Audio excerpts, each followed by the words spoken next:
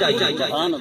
ہم اس طرح خوش نصیب ہیں الحمدللہ کہ ہماری نسبت مدینے والے آقا سے ہے۔ ہم مدینے والے آقا کے غلام ہیں، حضور کے در کے نوکر ہیں، تو نسبت جتنا بڑی شان بھی اتنا بڑی، نسبت جتنا بڑی مقام بھی اتنا بڑا۔ حضرت امام مالک رحمت اللہ تعالی علیہ آپ عالم المدینہ کے لقب سے مشہور ہیں، امام دار الہجرہ کے لقب سے مشہور ہیں۔ حضرت امام مالک رحمت اللہ علیہ جن کے متعلق حضور نے فرمایا کہ مدینہ طیبہ میں عالم ہوگا، لوگ دنیا کے کونے کونے سے چل کر آئیں گے اس کے پاس علم دین پڑھنے کے لیے، حدیث کا سبق لینے کے لیے۔ علماء نے فرمایا کہ اس حدیث کا مصداق حضرت امام مالک ہے کہ حضرت امام مالک نے حضور کے مدینہ میں بیٹھ کر پوری زندگی نبی کی حدیث پڑھائی ہے۔ قال رسول اللہ صلی اللہ علیہ وسلم ان کی زبان پہ جاری رہا۔ حضرت امام مالک نے زندگی میں ایک حج کیا، پھر حج کے لیے نہیں گئے۔ آپ سے کہا جاتا کہ حضور والا وجہ کیا ہے؟ آپ نے ساری زندگی مدینہ طیبہ میں گزار دی، حج کے لیے ایک بار گئے پھر نہیں جاتے۔ حضرت امام مالک نے فرمایا کہ مالک کا دل کرتا ہے کہ اس نے فرضی حج تو ادا کر لیا ہے، اب نفلی حج ہی ہے، لیکن نفلی حج سے میں حضور کے دیدار کو زیادہ اعلیٰ سمجھتا ہوں۔ اے فرماتے ہیں کہ اگر حج کرنے کے لیے جاؤں راستے میں موت آ جائے اس سے بہتر ہے کہ میں مدینے میں رہوں۔ میں چاہتا ہوں اگر موت آئے تو حضور کے قدموں میں آئے، سرکار کے مدینہ میں آئے۔ نعرہ تکبیر، نعرہ رسالت، نعرہ خلافت، نعرہ حیدری، شان مصطفیٰ زندہ باد۔ یہ نسبت کی بات ہے نا، تو اس لیے یکدر گیر محکم گیر حضرت سیدنا عمر فاروق اعظم رضی اللہ تعالیٰ عنہ آپ بھی دعا مانگا کرتے تھے کہ مولا اگر موت دینی ہے شہادت کی موت عطا کر، اور جس خطہ ارضی میں موت دینی ہے تو وہ خطہ ارضی کوئی اور نہ ہو، وہ مدینہ طیبہ کی سرزمین، وہ حضور کی پاک دھرتی ہو، سرکار کا مدینہ ہو جہاں میرے آقا کے قدم میں ناز لگے ہیں۔ حضرت امام مالک رحمت اللہ تعالیٰ علیہ جید عالم دین، بہت بڑے محدث، سب سے پہلی حدیث کی کتاب لکھنے والے امام مالک، جس حدیث کی کتاب کا نام ہے موطا امام مالک۔ حضرت امام مالک رحمت اللہ علیہ نے حضور کی حدیثوں کو سب سے پہلے جمع فرمایا کتابی شکل کے اندر۔ یہ بخاری، مسلم، ترمذی، ابو داؤد، ابن ماجہ، یہ ساری کتابیں بعد میں آئیں۔ سب سے پہلی کتاب حدیث کی دنیا میں لکھی جانے والی وہ حضرت امام مالک کی موطا ہے۔ اتنا بڑا امام ہے حضرت امام مالک رحمت اللہ تعالی علیہ کے شاگرد سینکڑوں اور ہزاروں کی صورت میں تھے۔ جب آپ مدینہ طیبہ کی گلیوں میں چلتے، آپ کے دائیں طرف علماء کا جمع غفیر، آپ کے بائیں طرف علماء کا جمع غفیر، آپ کے پیچھے علماء کی جماعت۔ حضرت امام مالک چلتے چلتے آپ مدینہ طیبہ کی بوسیدہ پرانی دیواروں کو چوم لیتے، سبحان اللہ، بولو ذرا محبت، ان کا بوسہ لے لیتے۔ حضرت امام مالک سے لوگ کہتے اے امام وجہ کیا ہے؟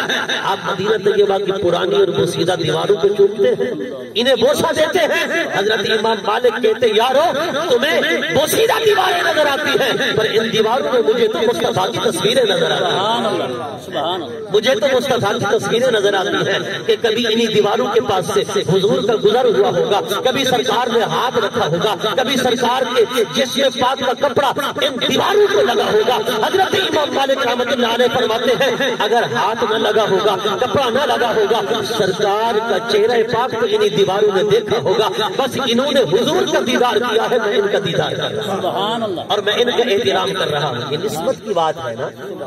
حضرات گرامی وہ مدینہ کے دیہاتی، الدرایا فی تخریج احادیث الہدایہ، حدیث کی دنیا میں یہ بہت بڑی معتبر ترین کتاب ہے امام قسطلانی رحمت اللہ تعالی علیہ۔ آپ ذرا توجہ سے بیٹھیے، عاشق رسول ہو، ذرا حضور کی محبت کی باتیں سنیں نا۔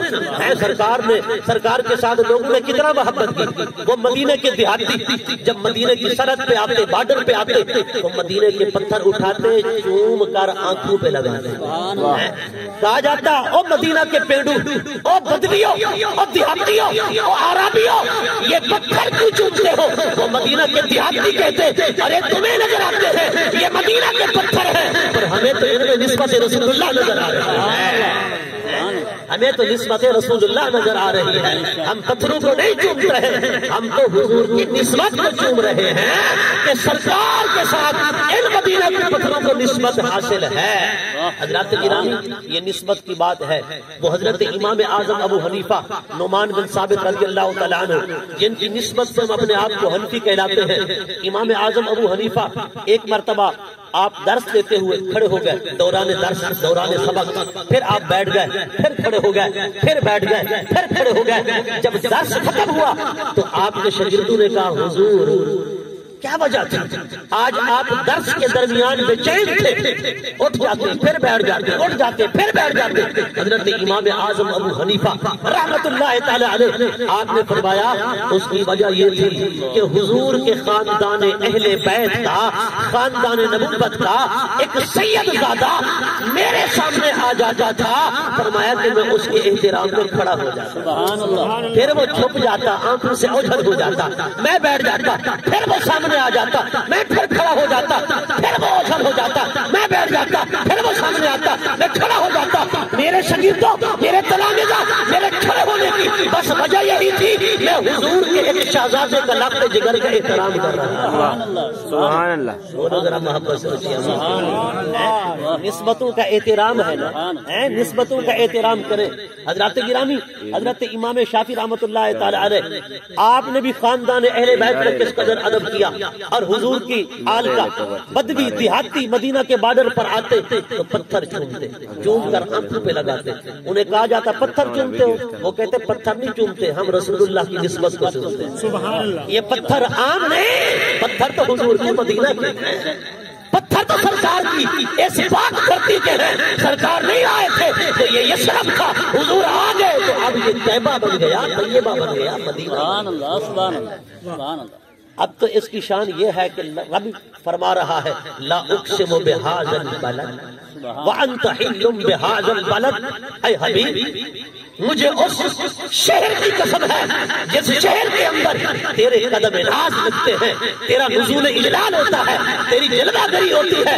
مولا تو مکہ کی قسم کھا رہا ہے اس لیے کہ مکہ کے اندر بیت اللہ ہے، اس لیے کہ مکہ کے اندر حجر اسود ہے، مطاف ہے، اس میں آب زمزم کا کنواں ہے، اس کے اندر بہت ساری مقدسات ہیں، اس لیے رب فرماتا نہیں وانت حل بہذا البلد، یہ ساری چیزیں پہلے بھی تو موجود تھی مگر میں نے کبھی قسم نہیں اٹھائی، آج قسم اٹھا رہا ہوں تو صرف اس شہر کی نہیں بلکہ وانت حل بہذا البلد، جہاں جہاں مصطفیٰ کا قدم لگے گا مجھے اس شہر کی قسم ہے۔ تکبیر، اللہ اکبر، یا رسول اللہ،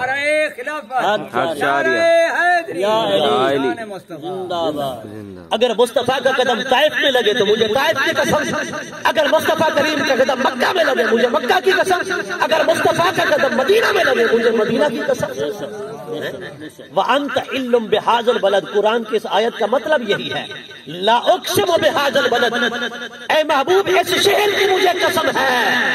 پھر فرمایا وَأَنْتَ عِلٌّ، کوئی ڈاؤٹ نہ کرے، کوئی شک نہ کرے کہ اللہ نے خانہ کعبہ جس شہر کے اندر ہے اسی کی قسم یاد فرمائی ہے۔ رب نے فرمایا نہیں وَأَنْتَ حِلٌّ بِهَذَا الْبَلَدِ، وَأَنْتَ حِلٌّ اس کا مطلب ہے جہاں تو آیا ہے، جہاں تو آیا ہے، حضور مدینہ میں بھی آئے، حضور مکہ میں بھی آئے، تو رب فرما رہا ہے محبوب جہاں جہاں تیری نسبتیں قائم ہو گئی مجھے اسی شہر کی قسم ہے۔ حضرات گرامی آپ دیکھیں وہ حجر اسود ایک پتھر ہے نا، مگر اس کو حضور نے چوما، صحابہ بھی چومتے تھے، پوری دنیا چوم رہی ہے، چوم رہی ہے کہ نہیں چوم رہی؟ حجر اسود کو حضرت سیدنا فاروق اعظم چوم رہے تھے، پھر چومنے کے ساتھ ساتھ آپ فرما رہے تھے اے حجر اسود تو ایک پتھر ہے، لا تضر ولا تنفع، نہ تو نفع دیتا ہے نہ تو نقصان دیتا ہے، اور چومتا اس لیے ہوں کہ تجھے مدینے والے نے چوما ہے، تجھے حضور نے چوما ہے اس لیے چومتا ہوں۔ حضرت مولا کائنات علی المرتضیٰ موجود تھے، آپ نے فرمایا عمر ایسی بات کرتے ہو، حجر اسود پتھر ہے، نہ نفع دیتا ہے نہ نقصان دیتا ہے، میں نے حضور سے سنا تھا یہ نفع دے گا، یہ نفع دے گا۔ حضرت علی نے حدیث بیان کی، آپ نے فرمایا، حضور نے فرمایا تھا یہ نفع دے گا، کیسے؟ فرمایا کہ جس نے اس کا استلام کیا، اس کو چوما، اس کو بوسہ دیا، اس کے 3 طریقے علماء نے بیان فرمائے۔ ایک طریقہ تو یہ ہے کہ حجر اسود کے پاس جائیں، اپنے ہونٹ رکھیں پتھر کے اوپر اور بوسہ دیں، بغیر آواز کے بوسہ دیں، یہ اس کا بوسہ لینا ہے، چومنا ہے۔ اور دوسرا طریقہ اس کا یہ ہے کہ آپ اپنے ہاتھ کا اشارہ کریں اور ہاتھ کو چوم لیں۔ اگر رش ہے، وہاں نہیں جا سکتے، کوئی مسئلہ ہے، بھیڑ ہے، لوگوں کو تکلیف ہوگی، کیونکہ حضور نے فرمایا حجر اسود کا بوسہ اس طرح لو کہ کسی کو تکلیف بھی نہ ہو، نہ کسی کا پاؤں رگڑو اور نہ کسی کو کندھا مارو اور نہ کسی کو ایذا پہنچاؤ، نہ کسی کو تکلیف پہنچاؤ، کسی کو تکلیف پہنچائے بغیر حجر اسود کا بوسہ لو۔ تیسرا طریقہ یہ ہے کہ لکڑی کا اشارہ کریں اور لکڑی کو چوم لیں۔ حجر اسود کا جس نے اس طریقے سے استلام کیا، حضور نے فرمایا قیامت کے دن رب کائنات حجر اسود کو آنکھیں عطا فرمائے گا، حجر اسود کو زبان عطا فرمائے گا، پھر فرمائے گا حجر اسود جا اس میدان محشر کی صفوں میں، میدان محشر لگا ہوگا، میدان محشر میں 120 صفیں ہوں گی انسانوں کی، حضرت آدم سے لے کر حضور کی امت تک، لیکن 120 صفوں میں ایک صف وہ بھی ہوگی جس میں صرف روح کھڑی ہوگی۔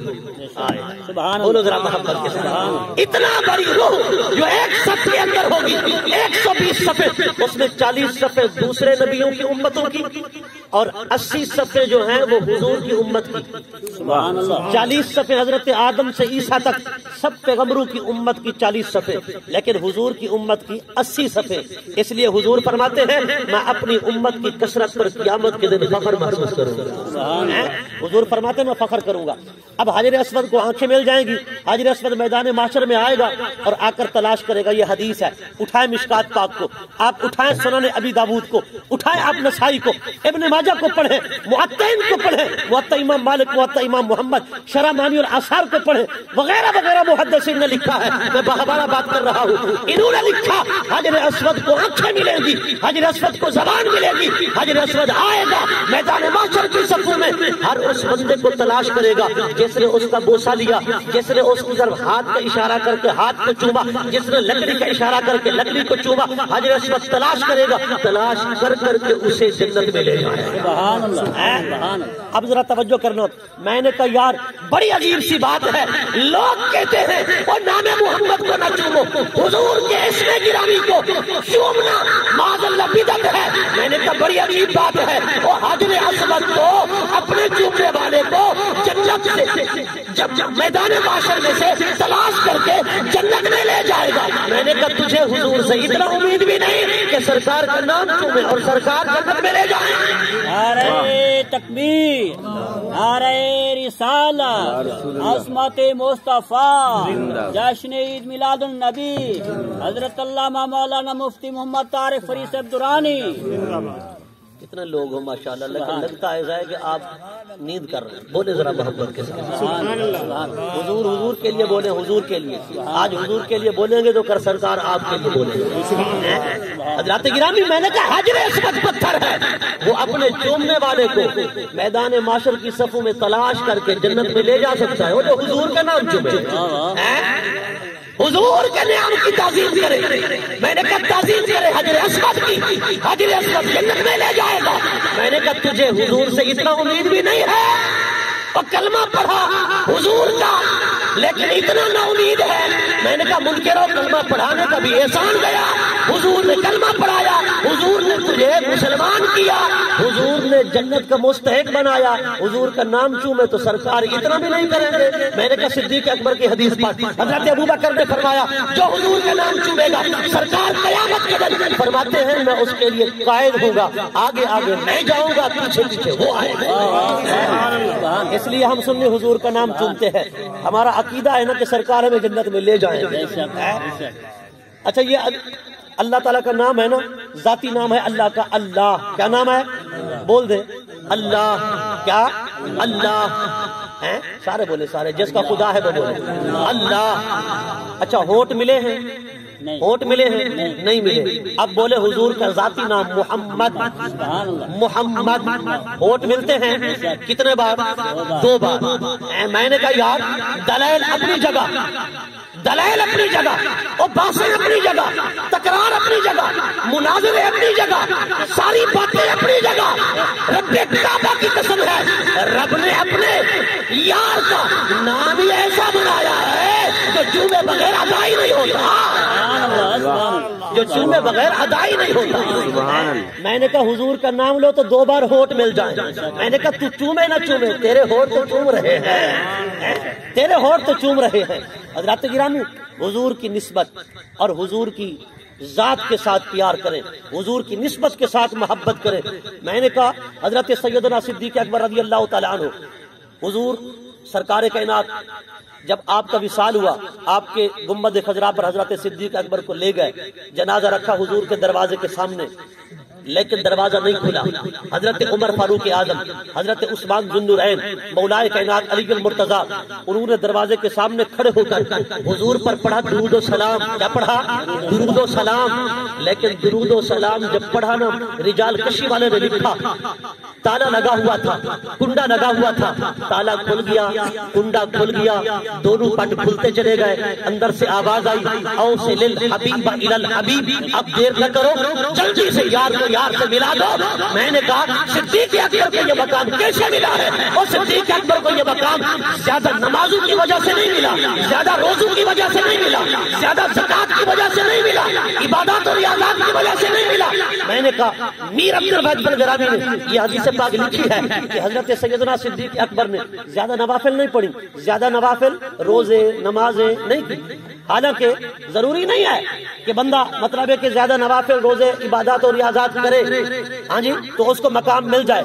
آپ دیکھیں اللہ رب العزت قرآن، اللہ رب العزت فرماتا ہے کہ اے میرے حبیب، حدیث قدسی ہے کہ اگر کوئی بندہ میرا قرب چاہتا ہے وہ عبادت کرے جو فرض کے علاوہ ہے، وہ عبادت کرے جو فرض تو ادا کرنا ہی ہے نا، فرض تو نبھانا ہے، لیکن جو بندہ اضافی عبادت کرتا ہے اللہ تبارک و تعالیٰ اس کے بدلے اسے اپنا قرب عطا فرماتا ہے، اپنا قرب عطا فرماتا ہے۔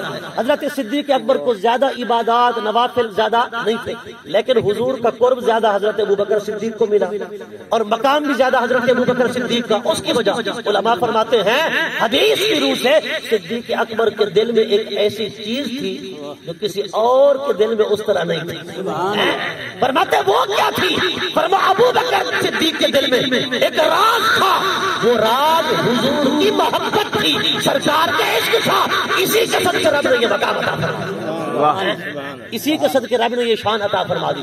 حضرت صدیق اکبر رضی اللہ تعالیٰ عنہ کے پاس عشق زیادہ تھا، محبت زیادہ تھی، حضور کا ادب زیادہ تھا، حضور کا احترام زیادہ تھا۔ میں یہ نہیں کہہ رہا کہ زیادہ عمل نہ کیا جائے، عمل کریں لیکن عمل پہ اترائیں نہیں، عمل پہ فخر نہ کریں، عمل پہ بھروسہ نہ کریں۔ وہ حضرت حذیفہ حضور کی بارگاہ میں آئے، آقا دعا کر دو رب میری اور میری ماں کی بخشش فرما دے۔ حضور نے دعا کر دی، فرمایا کہ جا رب نے تجھے بھی تیری ماں کو بخش دیا۔ علماء محدثین فرماتے ہیں حضرت حذیفہ کی نمازیں نہیں تھی، عبادات و ریاضات نہیں تھی، پھر حضرت حذیفہ حضور کی بارگاہ میں کیوں آئے؟ بخشش کی دعا کروانے کے لیے، اور اس لیے آئے انہیں پتا تھا عبادات بھی ہے پر بھروسہ عبادات پہ نہیں، بھروسہ حضور کی ذات پہ ہے، بھروسہ اعمال پہ نہیں، بھروسہ لجپال پہ ہے۔ حضور کی بارگاہ میں آئے، میں نے کہا وہ تو تھا نا جس کے پاس اعمال کے پہاڑ تھے، انبار تھے، ڈھیروں ڈھیر عمل ہے، ہر طرح کا عمل، چپے چپے پہ سجدہ کیا، لیکن رب نے فرمایا جنت میں بیٹھا ہے، رب نے فرمایا فخرج، جلدی کر نکل، گیٹ آؤٹ، یہاں سے دفع ہو جا۔ رب نے اسے جنت سے نکال دیا، جنت میں بیٹھا تھا، رب نے جنت سے نکال دیا، عملوں نے فائدہ نہ دیا۔ مولا کیوں؟ یہ تو تیرا مقرب ہے، تیرا خاص ہے، اس نے بہت عبادت کی ہے۔ رب نے فرمایا جو میرے پیارے کی تعظیم نہ کرے اس کی عبادت کو آگ لگا دوں گا، اس کی عبادت کا کوئی فائدہ نہیں۔ جنت میں بیٹھا تھا، رب نے نکال دیا، پر ایک وہ بھی ہے جس کا ایک عمل بھی نہیں، خدا کی قسم، وہ بھی قرآن کی بات، یہ بھی قرآن کی بات، وہ بھی قرآن کا واقعہ، یہ بھی قرآن کا واقعہ، عمل ایک بھی نہیں ہے لیکن جنت میں جائے گا۔ پوچھے کون؟ اصحاب کہف کا کتا، سبحان اللہ، اصحاب کہف کا کتا، عمل ایک بھی نہیں۔ کتوں کا کیا کام ہے جنت میں جانا؟ لیکن کتے نے کہا، کتے سے پوچھا گیا نا کہ اے کتے، تیری نسل کتا، تیرا خاندان کتا، تیرا کنبہ کتا، تو بھی کتا، کتوں کا کیا کام ہے جنت میں سے جانا. اس نے کہا کتا ضرور ہوں پر رب نے میرا عقیدہ پسند کر لیا ہے. میں نے ولیوں کا احترام کیا, رب نے میرا عقیدہ پسند کر لیا تو مجھے جنتی بنا دیا. میں نے کہا عمل ایک بھی نہ ہو, صرف ادب ہو, محبت ہو, ولی کی, نبی کی بھی نہیں, ولی کی, رب اسے بھی جنت عطا کر دیتا ہے. میں نے کہا اگر ہو بھی انسان اور ہو بھی عالم, بلم بن بعورہ یہ بھی قرآن کا واقعہ ہے, لیکن اللہ کے پیارے کا ادب نہ ہو رب اسے جہنم میں بھیج دیتا ہے. حضرات گرامی اس لیے رب ظاہر کو نہیں, رب دل کو دیکھتا ہے, رب باطن کو دیکھتا ہے. حضرات گرامی شیطان کا باطن ٹیڑھا تھا, رب نے اسے جنت سے نکال دیا. اس اصحاب کہف کے ولیوں کے کتے کا دل سیدھا تھا, رب نے اسے جنتی بنا دیا. اچھا پھر مزے والی بات, لوگ کہتے ہیں کہ ہمارا کمال ہے, یہ جی ہماری مطلب کہ بڑی وہ محنت ہے اور بڑا ہمارا کمال ہے. ولیوں سے بغض کرتے ہیں, اللہ والوں سے معاذ اللہ نفرت کرتے ہیں, ولیوں کو بک بک کرتے ہیں, پھر کہتے ہیں کمال ہمارا ہے. میں نے کہا تمہارا کمال نہیں, یہ رب کی قدرت کا کمال ہے. اگر آپ دودھ ڈالنا چاہتے ہیں کسی برتن کے اندر, وہ برتن اگر گندا ہو, خراب ہو, آپ ڈالیں گے نہیں ڈالیں گے نا کہ دودھ خراب ہو جائے گا. میں نے کہا یار بڑی عجیب سی بات ہے, دودھ ہے دنیا کی چیز اور مادی چیز, تو ایک گندے برتن میں نہیں ڈالنا چاہتا. ولی اور نبی کی جو محبت ہے یہ خدا کے نور سے ہے. وہ خدا اپنا نور کیسے گندے دل میں ڈالے گا, وہ بھی اسی دل میں ڈالے گا جو دل ستھرا ہوگا, سیدھا ہوگا. نعرہ تکبیر, نعرہ رسالت, نعرہ خلافت, نعرہ حیدری, شان مصطفیٰ. عظمت اولیاء, عظمت اولیاء. رب اپنے پیارے کی محبت, کیونکہ یہ خدا کے نور کا حصہ ہے, رب گندے دل میں نہیں ڈالتا, رب اسی دل میں ڈالتا جو ستھرا ہو, وہ چاہے کتے کا بھی ہو رب ڈال دیتا ہے. حضرات گرامی کتا اصحاب کہف کا حدیث پاک ہے بخاری شریف کی, آپ حضرات سنتے ہیں کہ جس گھر کے اندر کتا ہو نا رحمت کے فرشتے نہیں آتے.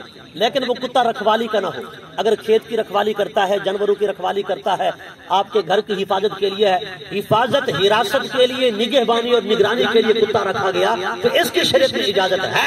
شوقیہ کتے رکھنا, جیسے لوگ شوقیہ پالتے ہیں کتے, جیسے بڑے بڑے مطلب لوگ, وہ ہمارے مطلب حکمران بھی گزرے ہیں نا, تقریر کرتے تھے تو بغل میں کتا ہوتا تھا. جی آج بھی ہمارے حکمران ہیں جن کے بیڈ پر کتے سوتے ہیں, وہ کتوں کی خدمت اتنا زیادہ کرتے ہیں کہ کبھی انسان کی بھی نہیں کی ہوگی, انسان کا رسم دیتے ہیں. یہ شوقیہ کتا رکھنا یہ گناہ ہے, ایسے گھر کے اندر رحمت کے فرشتے نہیں آتے. حضرات گرامی میں نے کہا جس گھر میں کتا ہو رحمت کے فرشتے نہیں آتے, یہ صحیح بخاری کی حدیث ہے. لیکن اصحاب کہف کا کتا, ولیوں کا کتا, یہ تو وہاں جا رہا ہے جو رحمت کا مرکز ہے. نہیں سمجھے, جو رحمت کا مرکز ہے. کیوں؟ اس لیے کہ اس کتے نے کہا میں عام میں, میری نسبت رب کے ولیوں سے ہے, میری نسبت رب کے ولیوں سے ہے. اس لیے تو دیکھا تھا نا مولانا عبد الرحمان جامی نے, یہ تو اصحاب کہف کے ولی کے کتے کی شان ہے, تو جو حضور کا کتا بن جائے. اس لیے کہا سگت راکاش جامی نام دے قیامت بر زبانت گاہے گاہے. مولانا عبد الرحمان جامی نے کہا یا رسول اللہ اپنے در کے کتے کا نام جامی رکھ لو, یہ جامی آپ کی زبان پر آتا چلا جائے. حضرت مولانا عبد الرحمان جامی نے حضور کے لیے اپنے آپ کو یوں پیش کیا کہ میں تو سگے مدینہ ہوں. آج لوگ یہ بھی اعتراض کرتے ہیں کہ جی سگے مدینہ, رب نے تمہیں انسان بنایا اور تم کہتے ہو سگ, حضور کے کتے بن جائیں تو اس سے بڑی بات کیا ہے. ہم انسانیت کے قابل ہیں, بولے ذرا محبت سے. اللہ نے جس طرح ہمیں, اللہ چاہتا ہے کہ میرے بندے اسی طرح بن جائیں, کیا ہم اسی طرح بن سکتے ہیں؟ لیکن حضور کے در کے سگ بن جائیں تو یہ بھی ہمارے لیے کافی ہے. اگر حضور کے در کے کتوں کی اور در کے سگوں کی شان پوچھنی ہے نا, میں نے کہا پھر عام نگاہ سے نہ دیکھنا ہے تو پھر پیر جماعت علی شاہ کی نگاہ سے, خواجہ قمر الدین سیالوی کی نگاہ سے دیکھ. آپ مدینے گئے نا, آپ نے مدینے کی گلی کے اندر اپنی چادر بچھا دی اور مدینے کے کتوں کے سامنے ہاتھ جوڑ کر کہا او مدینے کی گلی کے کتوں میری چادر کے اوپر سے تو گزر جاؤ, اگر تمہارا پاؤں آ گیا تو اسے کفن بنا لوں, اسے کفن بنا لوں گا. لیکن کتے بھی تو بڑے مدینے کے تھے نا, اور سیانے کتے تھے. ہاں کتے نے آپ کی چادر پہ پاؤں نہیں رکھا, کوئی ادھر سے گزر گیا، کوئی ادھر سے گزر گیا، آپ نے ہاتھ جوڑ دیے، آنکھوں سے آنسو بہانے لگے، رونے لگے، کہا مدینے کے کتوں میری یہ ایک آرزو تو مان لو، ایک تمنا تو پوری کر لو۔ ایک کتا آپ کی چادر کے اوپر سے گزرا، آپ نے چادر کو اٹھایا، سینے سے لگایا، گڑ گڑا کر رونے لگے۔ مریدین نے کہا، غلاموں نے کہا، حضور کیا وجہ ہے؟ فرمایا یارو بس میرا کام پورا ہو گیا کہ مدینے کے کتے نے مجھے قبول کر لیا ہے، مدینے کے کتے نے مجھے قبول کر لیا ہے۔ حضرات گرامی مدینے کا کتا بھی قبول کر لے تو پھر وارے ہی نیارے۔ خواجہ قمر الدین سیالوی رحمۃ اللہ تعالی علیہ جو پیر مہر علی شاہ صاحب کے بھی پیر گھرانہ ہے، حضرت مہر علی رحمۃ اللہ علیہ کا بھی پیر خانہ ہے۔ حضرات گرامی میں نے کہا اور مقدر بدلنا چاہتا ہے اپنا تو پھر میں نے کہا ولیوں کا در پکڑ، اگر کتے کا مقدر بھی بدلتا ہے تو کسی ولی کے در سے، لیکن بدلتا کب ہے؟ جب وہ بھونکنا چھوڑ دے، جو ہے جب بھونکنا چھوڑ دے۔ میں نے کہا ولی کے در سے کتے کا مقدر بھی بدل جاتا ہے، لیکن بدلتا اس وقت ہے جب وہ بھونکنا چھوڑ دے۔ وہ پیچھے گیا نا تو انہوں نے کہا تو چلا جا، تو بھونکے گا، تو شور مچائے گا، یہ دقیانوس بادشاہ میں پکڑ لے گا اور ہمیں تکلیف دے گا، اذیت دے گا۔ اس کتے نے کہا نہ میں بھونکا، نہ میں ٹونکا، نہ میں شور مچاواں، شاید صحبت نیکا لوگاں کدرے میں بھی بخشا جائے۔ اے اصحاب کہف کے ولیو، مجھے مارو نہیں، مجھے بھگاؤ نہیں، میں تمہیں کچھ نہیں کہتا، میں بھونکوں گا نہیں، شور نہیں کروں گا، لیکن مجھے ساتھ لے چلو۔ روایات کے اندر آتا ہے کہ جتنا سال، کئی صدیاں وہ غار کے اندر سوتے رہے نا اصحاب کہف کے ولی، تو کتا بھی غار کے منہ پر بیٹھا رہا۔ کہتے ہیں جب وہ کئی مہینے کے بعد پہلو بدلتے، کتا بھی پہلو بدلتا، پھر وہ نیچے پہلو بدلتے، کتا اوپر پہلو بدلتا۔ فرما رب کے انوار، رب کا فیض اللہ کے ولیوں پہ اترتا رہا اور ولیوں کے صدقے اس کتے پر بھی اترتا رہا۔ اور میں نے کہا ولی کی صحبت میں کتا ہے، رب کے فیض سے وہ بھی محروم نہیں جاتا، تو ولیوں سے کیوں دور ہے؟ میں نے کہا ولی کا دامن پکڑ، خدا کی عزت کی قسم بیڑے پار ہو جائیں۔ لیکن وہ آج کل کے ڈبے پیر نہیں ہیں جو کہتے ہیں ہاتھ میں ہاتھ دو تو بیڑے پار ہیں۔ حضرت غوث پاک رحمۃ اللہ تعالی علیہ آپ مرغی کھا رہے تھے نا تو مرغی کی ہڈیاں ایک جگہ جمع کر رہے تھے۔ ایک مئی آئی بی بی صاحبہ، اس نے کہا غوث پاک میں نے اپنا بیٹا تمہیں دیا تھا درس گاہ میں پڑھنے کے لیے، آپ مرغیاں کھاتے ہو، میں نے دیکھا ہے وہ سوکھی روٹی کا ٹکڑا چبا رہا ہے، اسے سوکھی روٹی کھلا رہے ہو اور خود جو ہے تم مرغیاں کھا رہے ہو۔ آپ نے فرمایا مائی صاحبہ قریب ہو۔ جب وہ قریب ہوئی آپ نے اشارہ کیا نا ہڈیوں کو، وہ جوڑ گئی، مرغا بن گیا، کھڑا ہو گیا اور بولنے لگا۔ آپ نے فرمایا مائی صاحبہ جب تیرا بیٹا اس مقام کو پہنچ جائے گا نا پھر جو مرضی آئے کھاتا پھر۔ میں نے کہا ان ولیوں کی ولایت سوکھے ٹکڑوں سے شروع ہوتی تھی، مرغی پہ جا کے ختم ہوتی تھی، آج تو شروع ہی بکرے سے ہوتی ہے۔ آج کی ولایت شروع ہی بکرے سے ہوتی ہے، پتہ نہیں ختم کہاں ہوگی۔ ہیں انواع اقسام کے کھانے، ہیں لذیذ قسم کے کھانے، ہاں جی امریکہ کی ڈشیں، چائنا کی ڈشیں، برطانیہ کی ڈشیں، ناروے کی ڈشیں، ہیں یورپین ممالک کی ڈشیں، وہ چلتی ہے نا پھر۔ میں نے کہا وہ ولی اور تھے، یہ ولی اور ہے۔ میں نے کہا ولی کا دامن پکڑنا ہے تو پھر غوث اعظم کا پکڑ، اویس کرنی کا پکڑ، نظام الدین کا پکڑ، فرید الدین کا پکڑ۔ حضرت بابا فرید الدین اولیاء رحمۃ اللہ تعالی علیہ، آپ ایک مرتبہ بابا فرید الدین گنج شکر، ایک مرتبہ آپ کے جو پیر ہیں نا خواجہ قطب الدین بختیار کاکی، آپ تشریف فرماتے، آپ کے پیر حضرت ولی الہند خواجہ معین الدین اجمیری وہ تشریف لے آئے، دونوں بیٹھے ہیں، استاد پیر بھی بیٹھا ہے، جو بڑا پیر ہے وہ بھی بیٹھا ہے، چھوٹا پیر بھی قطب الدین سے بیٹھے ہیں اور حضور خواجہ معین الدین سے بیٹھے ہیں دونوں۔ حضرت خواجہ قطب الدین بختیار کاکی رحمۃ اللہ علیہ نے فرمایا فرید الدین جاؤ کھانا لے آؤ، لنگر لے آؤ۔ جب وہ لنگر لے آئے نا تو قطب الدین رحمۃ اللہ تعالی علیہ کے سامنے رکھا۔ آپ نے فرمایا تجھے پتہ نہیں ہے عجیب بندہ ہے، میرا پیر آیا ہے، میرا استاد آیا ہے، تو کھانا ان کے سامنے رکھ، میرے سامنے آ کے رکھ دیتا ہے۔ وہ پھر گئے، پھر لے آئے، پھر وہ دین صاحب کے سامنے رکھ دیا، انہوں نے پھر جلال میں آگے غصہ دکھایا۔ تیسری بار جب آئے انہوں نے پھر رکھا تو انہوں نے پھر فرمایا کہ تو کیا کر رہا ہے، میرا پیر معین الدین اجمیری ولی الہند آیا ہے، ان کے سامنے رکھ، میرے سامنے کیوں رکھتا ہے؟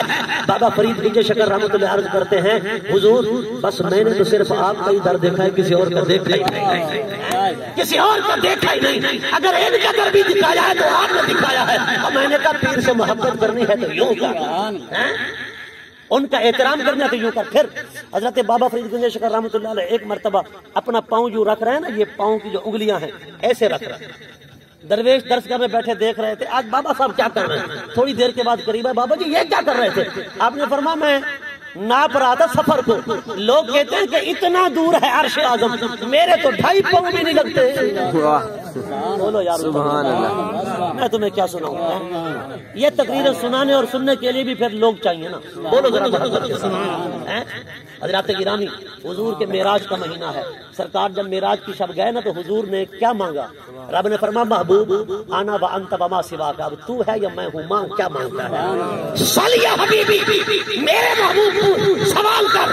हुजूर ने क्या अर्ज किया? मौला बस कुछ नहीं मांगता, मैं अपनी उम्मत की बख्शिश, अपनी उम्मत की बख्शिश मांगता हूँ। मैंने कहा उतार कर उनके रुख का सदका, ये नूर का बढ़ रहा था बारा कि चांद सूरज मचल मचल कर जबी भी खैरात मांगते थे। वही तो अब तक झलक रहा है, वही तो जोबन टपक रहा है। नहाने में जो गिरा था पानी कटोरे तारों ने भर लिए थे।